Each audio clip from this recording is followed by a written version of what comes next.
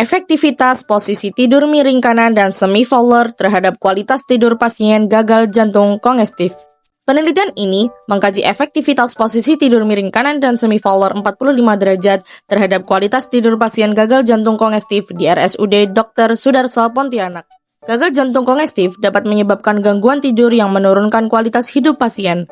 Posisi tidur yang tepat dapat membantu mengurangi gejala dan meningkatkan kualitas tidur. Sebelumnya, kita akan mengetahui apa sih gagal jantung kongestif itu.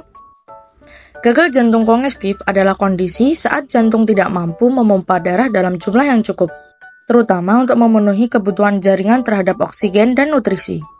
Kemungkinan penyebabnya adalah darah bergerak melalui jantung dan tubuh pada kecepatan yang lebih lambat dan tekanan di jantung meningkat. Akibatnya, jantung tidak dapat memompa cukup oksigen dan nutrisi untuk memenuhi kebutuhan tubuh. Selanjutnya, kita akan mengetahui latar belakang dari gagal jantung kongestif. Gagal jantung kongestif merupakan masalah kesehatan global yang prevalensinya terus meningkat. Gejala utama meliputi dyspnea, ortopnea, paroxysmal nocturnal dyspnea atau PND, batuk, dan edema pulmonal akut yang dapat mengganggu kualitas tidur pasien. Berikutnya, beberapa contoh gangguan tidur pada pasien gagal jantung. Yang pertama, ada kesulitan tidur, yaitu sulit memulai dan mempertahankan tidur. Yang kedua, ada gangguan pernapasan saat tidur, yaitu sleep disordered breathing atau SDB dengan prevalensi 50-80% pada pasien gagal jantung. SDB dapat berupa obstructive sleep apnea atau OSA, yaitu obstruksi saluran napas atas, dan Central Sleep Apnea atau CSA, yaitu gangguan pengaturan pernafasan.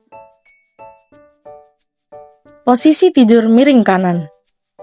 Dari hasil penelitian menunjukkan posisi ini menurunkan aktivitas saraf simpatis dan meningkatkan aktivitas parasimpatis, sehingga mengurangi beban kerja jantung.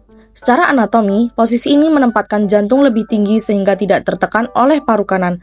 Aliran balik vena melalui vena cava juga menjadi lebih baik. Posisi ini juga sesuai dengan anjuran dalam hadis Nabi Muhammad SAW. Berikutnya adalah posisi tidur semi-fowler. Posisi ini juga membantu menurunkan konsumsi oksigen, meningkatkan ekspansi paru-paru, dan mengurangi sesak napas, mengurangi akumulasi cairan di rongga toraks sehingga mengurangi beban jantung. Metode penelitian ini menggunakan desain kuasi eksperimen pre and post test without control dengan dua kelompok intervensi.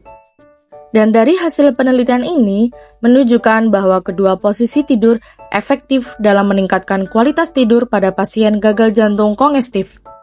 Namun, posisi semi-fowler terbukti lebih efektif dengan nilai rata peringkat 20,58 dibandingkan posisi miring kanan dengan nilai 16,42.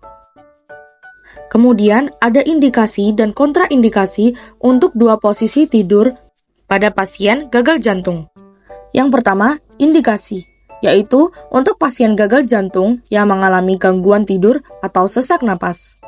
Semi-fowler dianjurkan untuk pasien yang sering mengalami sesak napas saat tidur.